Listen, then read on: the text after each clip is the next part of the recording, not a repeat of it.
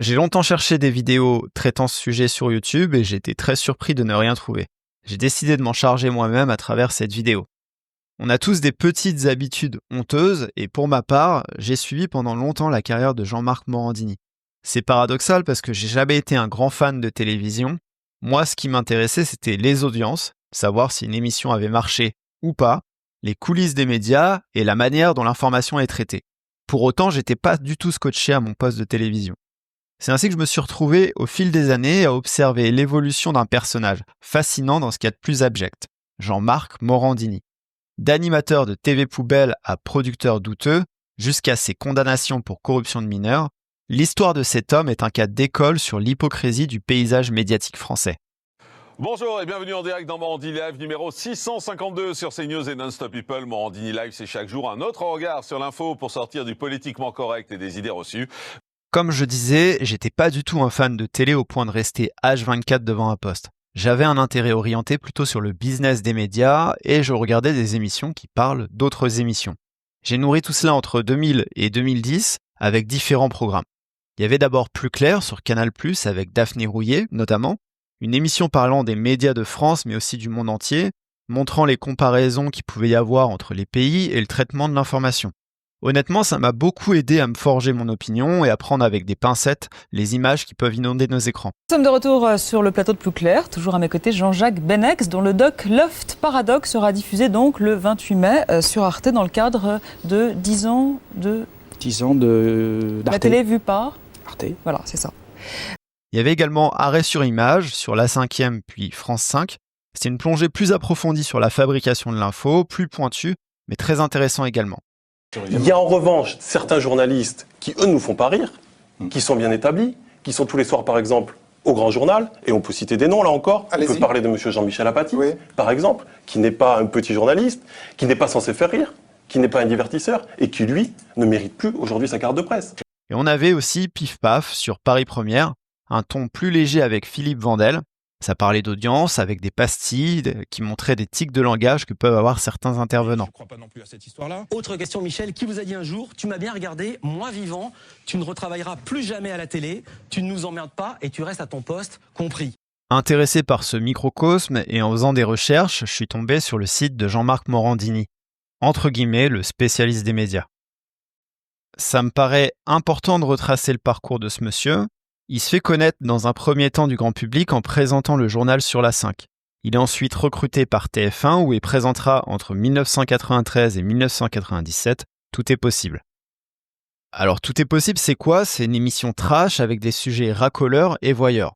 On pouvait trouver des sujets comme un homme découvre après plusieurs années de mariage que sa femme n'est pas une femme, rencontre avec un hermaphrodite, le curé transsexuel. Aujourd'hui, ça ferait à peine lever un sourcil, mais dans les années 90, ça faisait scandale. La presse l'a vite catalogué comme un des rois de la télé-poubelle et le Nouvel Observateur l'avait même surnommé Morazizi. TF1, souhaitant changer de standing et arrêter les polémiques, finit par stopper l'émission malgré les bonnes audiences. Morandini, sans émission, est ensuite entré dans une longue traversée du désert. Dans son livre « Le bal des faux culs », en 2004, il joue la victime et écrit, je cite, « J'ai animé une émission sur TF1, la presse a jugé, j'ai été plus souvent trahi qu'aimé, j'ai pris cher. Je pensais que l'audience justifiait tout. À tort, j'ai payé mon erreur, j'ai souffert, mais j'ai appris à dire non. » Toujours en 2004, il lance son blog jeanmarcmorandini.com. À première vue, l'idée, elle est très bonne. C'est un site qui recense l'actualité des médias en temps réel. Mais très vite, on se rend compte du niveau et franchement, c'est catastrophique. D'abord, la rédaction est une catastrophe. Il y a des fautes grammaticales et d'orthographe qui sont grotesques. Il y a des titres parfois incompréhensibles à cause de virgules mal placées ou tout simplement absentes. Et il y a également des erreurs de syntaxe. Les articles sont bâclés et on sent que l'information est recrachée sans aucune vérification. Il y a des phrases entières qui semblent avoir été copiées-collées sans être lues.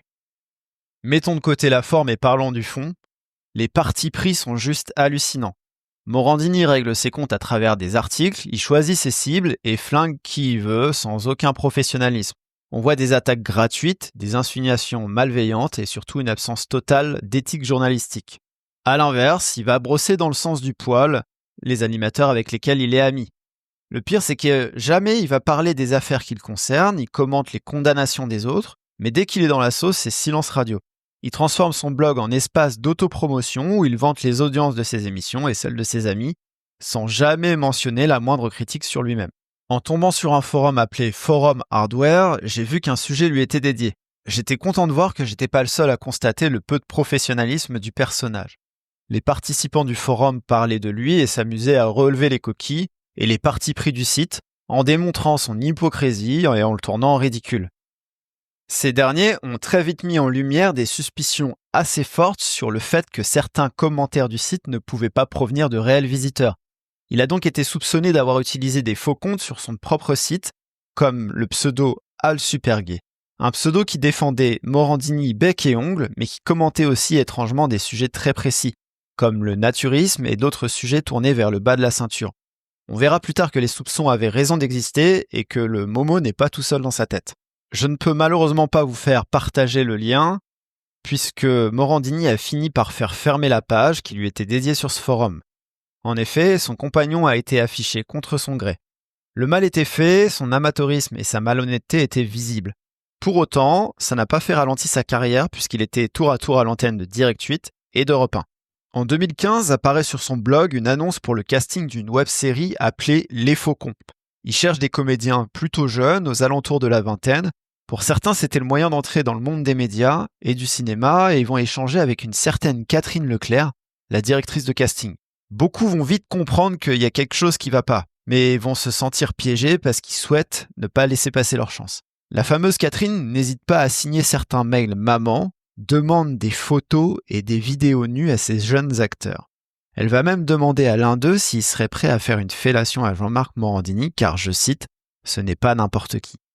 Une enquête sera ouverte et démontrera que Catherine Leclerc n'était autre que Jean-Marc Morandini himself. On comprend ici que cette série, qui n'aura que 3 épisodes, était un moyen pour Morandini d'assouvir ses fantasmes. Il sera condamné en 2023 pour harcèlement sexuel et travail dissimulé.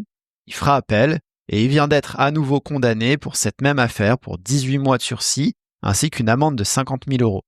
Je tiens à rappeler que pendant toute cette affaire et ses procès, monsieur était à l'antenne. Sur iTélé puis CNews, il y a eu une tentative des équipes à son arrivée d'empêcher son recrutement, mais les patrons ont su l'imposer.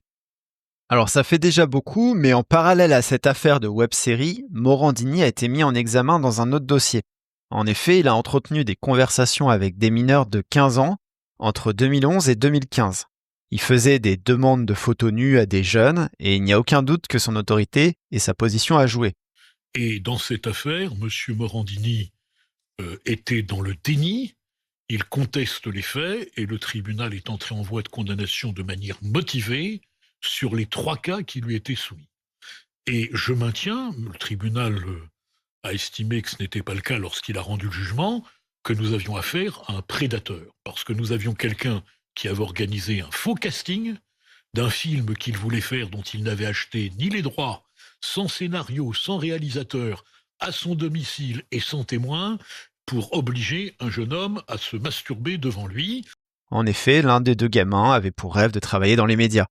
Morandini a abusé de ça en entretenant des conversations ambiguës. Pour cette affaire de corruption de mineurs, il est condamné en 2022 à 1 an de prison avec sursis, une obligation de soins et une inscription au fichier des délinquants sexuels. Pour vous montrer la problématique du personnage, lors de son procès, il a tenu à se défendre en précisant que les demandes de photos étaient faites sous un trait d'humour. Aujourd'hui, même si la direction de CNews avait promis de retirer Morandini de l'antenne, il présente quasi quotidiennement son émission. Il a même sorti un dernier projet sur C8 portant le nom de « Victime ». On trouve un peu partout dans l'univers des médias des personnes qui se présentent en héros, des personnes qui ne cachent rien. Je pense notamment à Cyril Hanouna qui n'hésite pas à dire des phrases comme « Nous ici on dit tout », mais bizarrement pas un mot sur cette affaire. Qu'il soit accusé, en procès ou condamné, il n'y a rien qui bouge. Cet homme est condamné pour des faits graves et il continue d'être à l'antenne comme une voix crédible. Les victimes, elles, doivent le voir occuper un espace médiatique alors qu'il aurait dû en être banni. Mais quel pouvoir a cet homme pour qu'il puisse être encore à l'antenne sans jamais être réellement menacé ? Ça signe la fin de sa carrière. Je ne vois pas, dans le moralisme ambiant, quelques médias que ce soit venir « eh ben si ». Alors moi, ce qui m'intéresse dans l'affaire Morandini, c'est pourquoi Bolloré s'entête à imposer ce type à une chaîne qui n'en veut pas. Et j'ai pas la réponse. C'est Bolloré, patron de CNews, qui avait promis qu'il serait retiré en cas de condamnation. Force est de constater que ce n'est toujours pas le cas. Comment les médias passent sous silence ce sujet gravissime? On parle de mineurs, je le répète. Comment un tel système peut-il continuer à exister en 2025? Jean-Marc Morandini incarne à lui seul tout ce qu'il y a de plus répugnant dans les médias. Le racolage, la manipulation et l'impunité. Le problème n'est plus seulement lui, mais aussi le système qui le laisse faire.